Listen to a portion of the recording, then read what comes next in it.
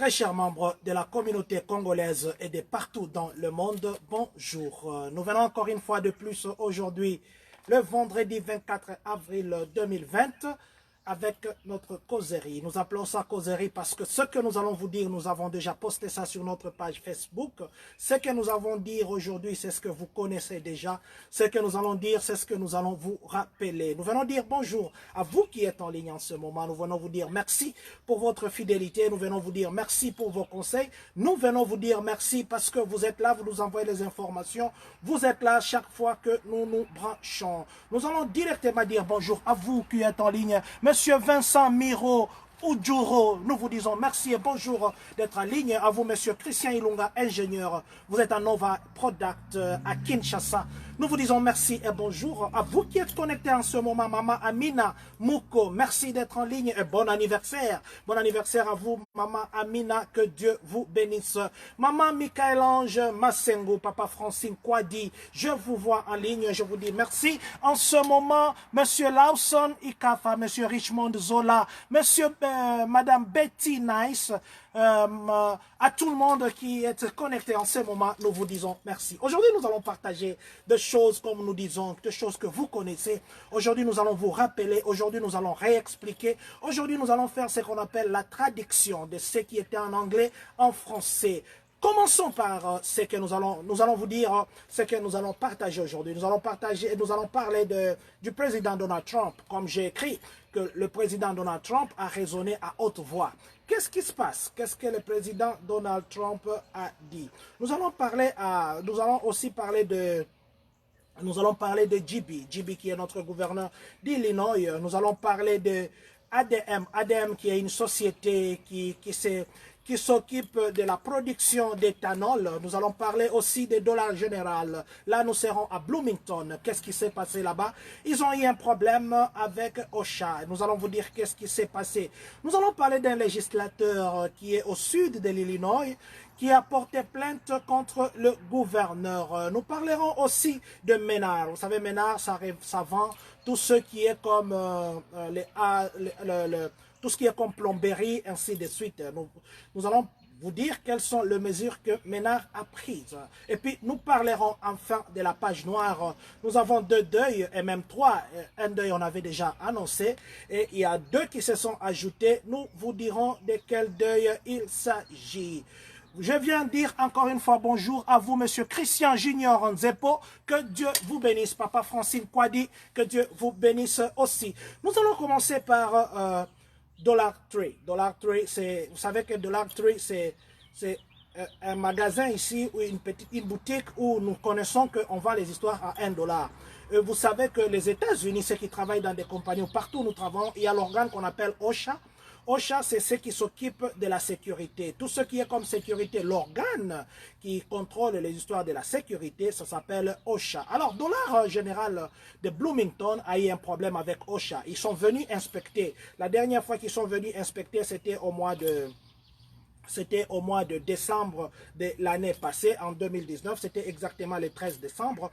Quand ils sont partis inspecter, ils ont trouvé qu'ils ont bloqué les passages. Vous savez que ici, quand vous travaillez dans des compagnies, il y a les issues de sortie qu'on ne doit pas bloquer, ça doit toujours être dégagé. Alors, quand les inspecteurs sont venus, ils ont trouvé que la boutique qui s'appelle Dollar Tree n'a pas respecté cette mesure-là. Ils ont bloqué les passages. Alors, on les a taxé une amende et l'amende, c'est 233 000 $ que Dollar Tree doit payer à OSHA pour avoir bloqué 3 sorties. Les sorties devaient être dégagées, mais ils ont mis des cartons. Et quand l'inspecteur est venu, ce n'est pas la première fois, ça s'est beaucoup répété. Alors, ils doivent payer 233 000 $. Nous parlons maintenant d'un législateur. Là, nous sommes au sud de l'Illinois. Vous savez, nous sommes dans l'État d'Illinois. Il y a un législateur qui est un républicain. Il s'est fâché, il s'appelle Brian, il s'appelle Darren Bryan. Il s'est fâché, il a dit que non. l'ordre que le gouverneur a donné hier, parce qu'on va parler du gouverneur JB, l'ordre qu'il a donné hier, c'est contre la liberté des habitants d'Illinois. Donc, pour lui, le gouverneur ne devait pas obliger, encore une fois de plus, les habitants de rester à la maison. Alors, il a porté plainte. Il a porté plainte contre le gouverneur, disant que trop, c'est trop. Le gouverneur est allé au-delà de ses limites. Donc, il a outrepassé ses limites pour que les gens devaient normalement, il a dit qu'il a les gens qui ont ses électeurs à lui, Darren Bailey, ses électeurs ont envie de rentrer au travail. Mais comme le gouverneur a prolongé, alors ça l'a énervé. Il est parti porter plainte. Voyons voir quelle sera la suite. Est-ce que maintenant nous nous posons la question, est-ce qu'il faudrait libérer les gens pour qu'encore les gens retombent malades, ou bien il faudrait carrément terminer avec cette épidémie pour que les gens reprennent le boulot. Donc, vous savez qu'à ce moment, il y a un combat où chacun tire les draps de son côté, les républicains tirent de leur côté, les démocrates tirent de leur côté. Vous comprenez que c'est pour préparer les élections qui vont intervenir au mois de novembre. Nous allons maintenant parler de Ménard. Ménard qui est un shop ici, qui est un magasin où on vend les histoires de plomberie et tout ce qui est de fleurs, ainsi de suite. Donc, tout ce qui a trait à des travaux. Alors, Ménard a pris une décision. À partir de maintenant, vous n'avez pas le droit d'aller avec votre enfant là-bas, ni votre animal, que ce soit un chien, que ce soit quoi que ce soit, vous n'avez plus le droit d'aller avec là-bas. Monsieur Louzol, entendez qui là? Merci beaucoup d'être en ligne. Papa Ongono Emile, merci d'être en ligne. Donc, je disais que Ménard a pris la décision à partir de maintenant que vous n'allez pas amener votre enfant là-bas ou soit votre animal. Ici, vous savez que nous nous promenons avec nos animaux, bien que personnellement, nous n'en avons pas, mais les gens aiment se promener avec leurs animaux. Alors, ils ont pris la mesure de ne plus voir les gens aller avec les animaux là-bas. Et c'est... Les enfants, c'est à partir de 16 ans. Tout enfant que vous avez chez vous qui a moins de 16 ans, n'amenez pas là-bas parce qu'on risque de les laisser dehors. Alors, organisez-vous pour ne pas aller avec vos enfants quand vous allez faire les shopping. Partez seul pour que l'enfant ne puisse pas rester dehors. Nous allons parler maintenant du président Donald Trump. Vous savez que hier, il a parlé. Hier, ce qu'il a dit, ça fait beaucoup de bruit sur les réseaux sociaux. Alors, les gens ont parlé, les gens ont dit, les gens ont fait des interprétations. Nous voulons juste expliquer, parce qu'il y a cette partie-là que le président a raisonné à haute voix, qui a circulé sur les réseaux sociaux. Nous allons maintenant dire ce qu'il a dit. Il était question de quoi? Ceux qui ont eu le temps de suivre le point de presse d'hier du président comprendront que Papa Ipombungu, Maman Gladys, merci d'être en ligne. Vous vous appelez Benji Kongolo, merci aussi d'être en ligne. Donc, je disais que le président, hier, il a tenu son point de presse comme d'habitude. Alors, il y a les gens qui l'accompagnent toujours, qui étaient avec lui, bien sûr. Et quand il a commencé, il a d'abord commencé par dire que il y a 46 États sur l'étendue des États-Unis, 46 États qui voient déjà leur nombre diminuer. Donc là, leur courbe commence à diminuer, ce qui fait que c'est déjà un très bon signe que de voir les 46 États. Il a ajouté que le vaccin, nous sommes presque prêts à avoir le vaccin, presque prêts, mais malheureusement, nous ne serons pas prêts à tester. Donc, même si le vaccin, on est presque prêt à avoir, mais on n'est pas encore prêt à faire des tests. Papa Alain Nana, merci beaucoup d'être en ligne. Bonjour à tous mes amis, bonjour à maman. Alors, je disais qu'il a dit que pour le vaccin, on est prêt à avoir, mais pas prêt à faire des tests. Il a aussi ajouté que actuellement ceux qui se rétablissent ont un seul souci, de donner leur sang aux autres. Parce que, comme je vous ai dit l'autre fois, que nous avons besoin, la médecine actuellement, ils ont besoin, ou les hôpitaux, ils ont besoin de vos sangs. C'est pourquoi nous avions lancé l'appel à tout le monde d'aller faire un don de sang pour sauver des vies. Alors, ceux qui sont guéris de coronavirus, leur sang devient c'est comme si ça a un pouvoir curatif, parce qu'il y a déjà les médicaments dedans, alors, où il y a des produits dedans. Alors, en donnant leur sang aux autres qui sont malades, ça, entre guillemets, ça renforce les traitements et ça les guérit vite. Et c'est ce que le président a dit, que les gens, nous avons besoin de sang, de vos sangs, et surtout, ceux qui guérissent ou ceux qui se rétablissent ont un seul souci, c'est de donner leur sang. Maintenant, nous allons parler, après, il a laissé la parole à celui qui est du département de sécurité nationale qui s'appelle William Bryan. William Bryan est passé pour dire que actuellement, les recherches qu'ils sont en train de faire, les études qu'ils sont en train de faire, ils ont vu que les virus ne résistaient pas sur le soleil. Bientôt, il va faire chaud. Nous serons pendant les summers. Il va faire chaud. Et il a dit que les études démontrent actuellement que ces microbes de coronavirus ou de COVID-19 ne résistent pas sur le soleil. Ça peut faire 1 heure du temps ou bien quelques heures et puis ça meurt. Et puis, il a même dit, même dans la chaleur, quand il y a une forte chaleur, et ça ne résistait pas. Et aussi dans l'humidité. Donc, les rayons solaires et l'humidité, les études actuelles sont en train de montrer que ça tue. Et puis, il a aussi parlé des effets, l'effet des désinfectants. Quand nous désinfectons, les effets que ça fait en tuant le microbe, ils sont en train de regarder quels sont les effets que les désinfectants ont sur les microbes. Alors, quand le président Donald Trump, il a repris la parole, il a essayez maintenant de raisonner à haute voix. Vous voyez, c'est comme tout le monde peut raisonner à haute voix. Il a dit, il parlait en regardant les médecins pour dire, mais si jamais, au lieu de, parce que les désinfectants peuvent tuer à la main.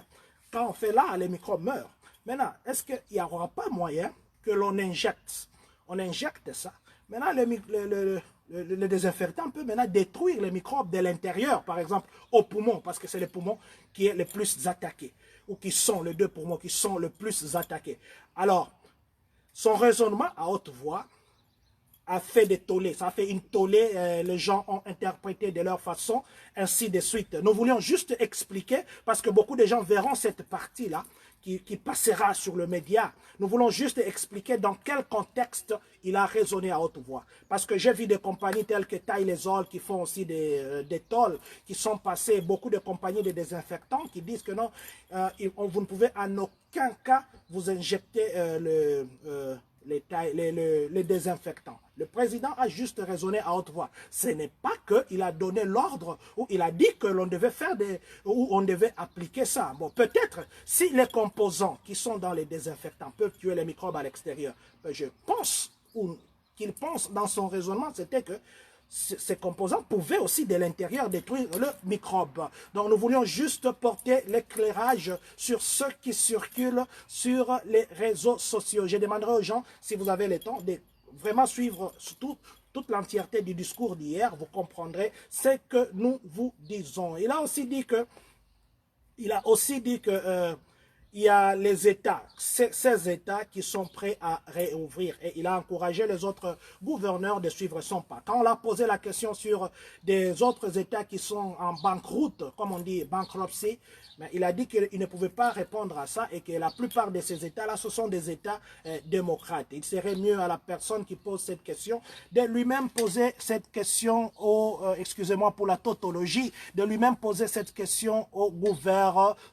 Monsieur Papi Pacho, merci beaucoup d'être en ligne. Donc je disais que c'est ça ce qui était le gros d'hier du point de presse du président Donald Trump. Donc nous voulions seulement porter un correctif en ce qui concerne les spéculations ou la vidéo qui circule. C'est vrai qu'il a parlé, mais les gens se sont organisés de juste couper cette partie-là pour faire, entre guillemets, des buzz. Ça, c'est ce qui était du gros du discours du président d'hier. Nous voulons aussi profiter de la même occasion pour dire, parce qu'hier, il y a nos compatriotes sur des réseaux sociaux qui ont passé une figure là d'un compatriote congolais disant que c'était lui le médecin, ou plutôt le ministre de Santé malgache. Bon, à moins que nous nous trompions, selon nos petites recherches, le ministre de Santé malgache s'appelle Ahmed Ahmed. Et c'est un vieux, il est né je crois à 59 ou quelque chose comme ça. C'est un vieux, il n'a pas la figure de ces jeunes-là qu'on a présenté hier. Bon, si jamais nos recherches se trompées, si nous devons faire l'inverse et que ces ministres-là, congolais entre guillemets d'origine, est celui qui est à la base de ce Covid organique, comme on appelle ça, Covid organique, alors nous allons encourager aussi nos compatriotes de sortir dans les ismes, parce que si aujourd'hui les États-Unis se sont développés, c'est parce que les étrangers sont acceptés. Et les étrangers n'ont pas de limites. Nous avons les enfants aujourd'hui qui naissent, qui deviennent américains. Vous avez des enfants, ou vous-même, vous êtes déjà peut-être américain. L'américain ne vous refusera pas d'occuper de XY fonctions. L'exemple d'Obama, il est venu de là où vous connaissez d'Afrique, mais ses parents sont originaires de là. On n'a jamais taxé d'Obama d'un Africain, bien que peut-être dans la guerre politique on taxait. Mais pourquoi nous Congolais, nous voulons toujours taxer les gens. Nous sommes trop dans les ismes. Si réellement, c'est que les gens ont publié hier, parce que j'ai vu beaucoup de gens applaudir les médecins, ils ont dit, oh non, chez nous, on ne reconnaît pas de mérite. Si réellement, ce médecin-là, il est d'origine congolaise, il est aussi temps pour nous de savoir briser ces limites-là. Nous sommes très limités. Aujourd'hui, même si nous avons peut-être beaucoup de problèmes, c'est à cause de nos limites. Mais je pense qu'il est temps maintenant que nous puissions nous rouvrir, que nous allons au-delà de ces frontières tribales, au-delà de ces frontières régionales, au-delà de ces frontières continentales, au-delà de ces frontières de groupement. Donc, il faudrait que nous sortions. Si réellement, je dis bien, si réellement, le monsieur qui a été présenté hier a participé à la réalisation de ces Covid organiques. Donc là, c'était juste une parenthèse pour expliquer, parce que nous nous sommes dit que nous ne devions pas venir parler de quelque chose que nous ne connaissons pas. C'est ce que nous disons aussi, à moins que nous nous trompions, s'il y a quelqu'un qui a une information au-delà de ce que nous connaissons, qu'il nous dise, mais de ce que nous connaissons, le ministre de la Santé de Madagascar s'appelle Ahmad, et c'est un vieux, et il n'a même pas la figure de la personne qu'on a présentée hier sur les réseaux sociaux. En fait, c'était juste une parenthèse qu'on a ouverte. Parlons maintenant de ADM. ADM, c'est une société qui s'occupe d'éthanol. Ils produisent le maïs comme grain. Ils produisent du maïs. Ils sont basés dans beaucoup de villes. Ils sont à Columbus, Nebraska. Ils sont à Iowa. Ils sont à Cedar Rapids. Et ils vont licencier temporairement 90 personnes. Pourquoi? Simplement parce que vous savez, en économie, on s'adapte au marché. Il y a la loi de l'offre et de la demande. À l'économie, par exemple, tu ne peux pas aller lancer un produit sans faire l'étude du marché. C'est ce qu'eux aussi ont fait. Qu'est-ce qu'ils ont fait? Ils ont Getty Kiambuski, je pense que c'est ça. Merci beaucoup. Maman Sephora, Mwanda, merci d'être en ligne. Donc, ils ont fait l'étude, ils ont vu que l'éthanol qui est résidu du maïs ou qu'ils tirent de maïs ne paye pas actuellement. Alors, ils ont demandé à 90 de ces employés, ils leur ont mis en congé, ce qu'on appelle congé technique, pour au moins 4 mois.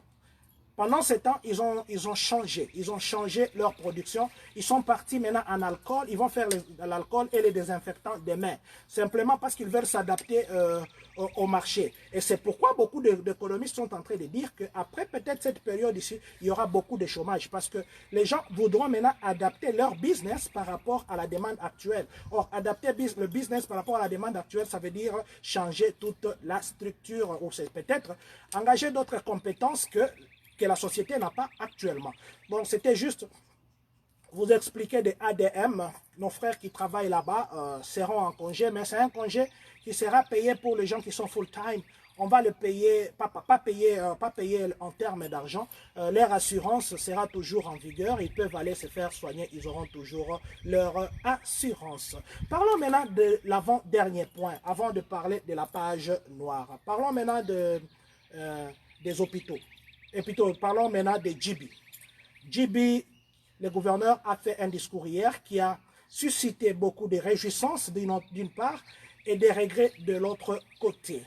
Qu'est-ce qu'il a dit? Il a d'abord commencé par donner les statistiques d'où nous sommes venus, où nous sommes et où nous serons venus.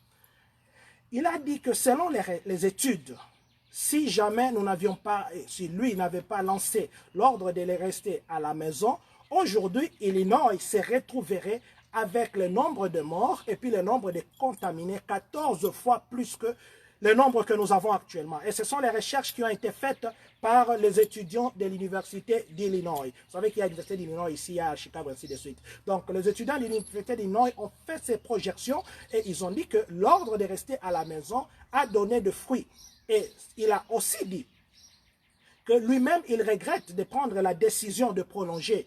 Parce qu'il a commencé d'abord par expliquer pourquoi il devait prolonger. Il a regretté la décision de prolonger. Comme vous le savez, on a prolongé, au lieu de rentrer le 30 avril, l'ordre est prolongé jusqu'au 30 mai 2020. Donc tout ce mois qui vient encore, on sera à la maison. Il a dit que lui-même regrette parce qu'il sait combien les gens aiment rester dehors, surtout pendant cette période qu'il va faire chaud. Alors il a dit qu'il regrette, mais il n'a pas d'autre choix que de faire ça parce que pour lui, ce qui passe en premier, c'est la santé des habitants d'Illinois.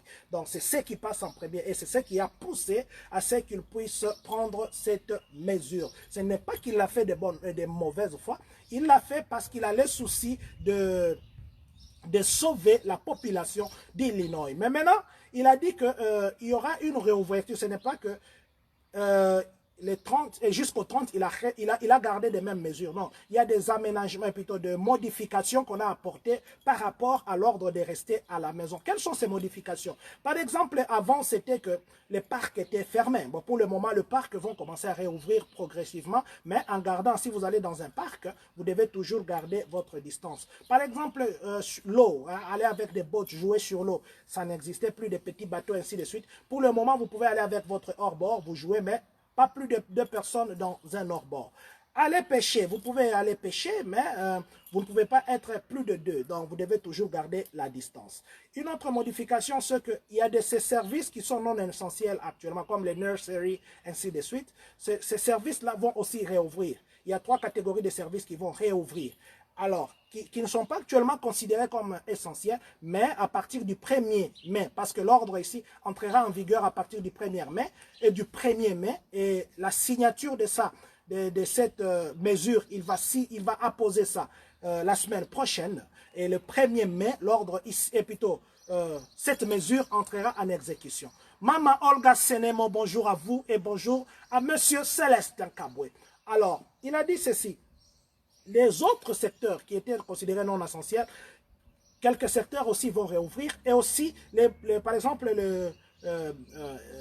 les restaurants aussi. Il y a d'autres restaurants qui peuvent maintenant, ou d'autres petites choses qui concernent la nourriture, qui vont peut-être aussi réouvrir, mais pas ouvrir que vous venez dedans. Non, non, les gens auront maintenant la possibilité, vous passez la commande au téléphone, ou bien vous allez là-bas sur place, vous passez la commande sans rester, on vous donne ça. Mais parce que pour le moment, c'est les drive-thru. Maintenant, ils ont un peu amélioré cette façon de faire les choses. Aussi, maintenant, ce qui est comme changement aussi, à partir du 1er mai, toute personne habitant Illinois, qui a 2 ans au-delà, il va maintenant... Monsieur Célestin Chipama, bonjour monsieur. Le ministre... Le monsieur n'est pas ministre, il est docteur congolais travaillant dans les laboratoires de recherche. Merci beaucoup, monsieur Célestin, pour cette précision. Merci vraiment pour la précision. Donc, le monsieur n'est pas congolais. Merci beaucoup, parce que beaucoup de gens, hier, ils ont dit qu'il était ministre. Merci, monsieur Célestin Kabwe, pour cette précision. Du moins, on nous a donné une précision qu'il n'est pas ministre. Alors... nous voulons porter la correction pour ceux qui ont publié qu'il était ministre, que le monsieur que l'on a mis hier sur des réseaux sociaux, il n'est pas ministre malgache.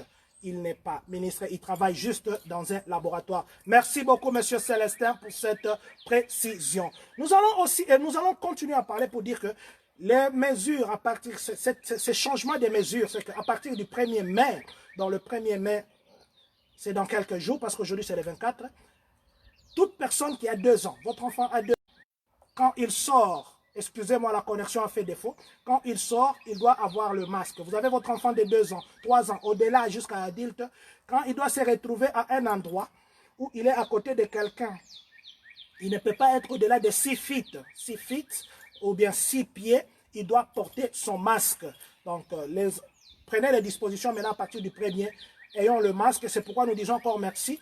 comme on va encore distribuer les masques Pasteur Quick, c'est dimanche, alors il est pour nous l'occasion d'aller prendre le masque. En fait, c'est ça les gros du discours du gouverneur JB. Ce que vous devez retenir, c'est un peu ça. Le prolongement de stay home ou de rester à la maison jusqu'au 30 mai, et puis le port des masques, et puis la modification dans d'autres mesures ou l'allègement. Il y a petite modification. Nous allons maintenant parler de la page noire, cette page noire qui touche encore notre communauté. Je sais que beaucoup de gens, vous connaissez la famille Samou, Papa Philippe Samou, vous le connaissez, vous connaissez Chico, vous connaissez Patty, vous connaissez Fabrice, vous connaissez toute la famille Samou. Ce sont les gens qui sont bien, qui nous aident aussi. Alors, ils sont frappés par un deuil, mais malheureusement, ça tombe pendant cette période. Donc, la page noire d'aujourd'hui va vers la famille Samou. Le papa Samou a perdu son grand frère. C'est survenu au Congo. C'est au Bas-Congo, nous sommes au Bas-Congo. Le grand frère de papa Chico Samou, plutôt le grand frère du papa de Chico, donc de la famille Chico, est mort. Il est mort. Le grand frère de papa Philippe Samou est mort au Bas-Congo hier. Il s'appelait Papa Léon Zulu Mpaka. Papa Léon Zulu Mpaka nous a quittés, il n'est plus de ce monde. Alors nous demandons à la communauté, vous avez le temps, peut-être même à distance, nous pouvons consoler cette famille-là. Donc, allons consoler la famille Samou qui est en deuil en ce moment. Et au nom de toute la communauté congolaise de Champagne-Kani, nous présentons ici nos sincères condoléances. Nous sommes de cœur avec vous et nous encourageons, même par téléphone, comme il y a toutes ces mesures, même par téléphone, consolons cette famille éprouvée. La deuxième nouvelle, ou la deuxième mauvaise nouvelle de notre page noire, nous allons maintenant vers Papa Vicky Kadima. Tout le monde connaît Papa Vicky Kadima, un papa bien. Nous allons maintenant du côté de sa femme, qui s'appelle Mama Tété, qui travaille à Amazon. Mama Tété a perdu sa maman, qui est la belle-mère à Papa Vicky Kadima. Elle nous a quittés au Congo. Nous demandons aussi à toute la communauté, nous connaissons Papa Vicky Kadima, appelez les gens d'Amazon, nous connaissons tous Mama Tété, appelons Mama Tété, appelons Papa Vicky, encourageons-le pendant ces moments difficiles. Et comme nous le disons toujours, il est ici, encore une fois de plus, de notre devoir de présenter nos sincères condoléances à la famille éprouvée. Retrouvez ici une façon pour nous d'être avec vous. Nous compatissons avec vous, même à distance, nous sommes de cœur avec vous. Et nous demandons une fois de plus à toute la communauté de trouver un temps ou un moyen, je sais qu'il y a des mesures, de trouver un moyen pour consoler les deux familles. C'était là le plan. Papa Caprice de Sieur Malou, je crois que c'est ça. Bonjour, Pasteur Billy, bonjour et merci d'être en ligne. Je disais que c'était les quelques points que nous devions partager aujourd'hui. Nous devions parler des étudiants. Nous devons parler des étudiants. Nous profitons ici pour dire merci à vous, Papa Olivier Mpanda, merci Papa Olivier Mpanda pour les informations, que Dieu vous bénisse. Bonjour à votre famille, bonjour à votre femme, bonjour à tout le monde. Nina Nganga, vous nous écoutez depuis Dallas. Retrouvez ici les signes de notre gratitude. François Akombo Mpeshi, merci d'être en ligne. Je m'excuse si je ne mets pas les qualificatifs. C'était là les condensés de ce que nous devions parler aujourd'hui. On nous a dit d'éviter d'être long, alors nous allons faire un effort pour être le plus court que possible, en choisissant ce que nous pouvons parler, en reportant pour le lendemain ce que nous ne pouvons pas inclure aujourd'hui. Vous étiez nombreux en ligne. Madame Jocelyne Moussassa, vous êtes en ligne, je vous vois. Merci beaucoup à vous. Papa François Akombo Mpeshi, encore une fois, ça n'a pas encore circulé. Papa Francis Bimi, merci beaucoup. Et, il a présenté ses condoléances aussi. À vous qui êtes en ligne en ce moment, Nixon Impa Mazé, je vous dis merci d'être en ligne. À vous tous qui nous écoutez, Blaise Malola, Christine et la famille Padjo Diandouakila, nous vous disons merci d'être en ligne. Il ne nous reste qu'à dire merci à vous, Christian Ilunga, ingénieur à Nova Product. Merci à tous ceux, plutôt bon anniversaire à tous ceux qui fêtent leur anniversaire aujourd'hui. Nous vous avons souhaité ça sur Facebook. Laissez que nous vous souhaitons encore une fois des plus. Hermès Diessa, bonjour à vous et merci. Il ne nous reste qu'à vous dire que Dieu bénisse la République démocratique du Congo, que Dieu bénisse les États-Unis d'Amérique et que surtout, que Dieu bénisse les Congolais de Champagne-Kani. Merci.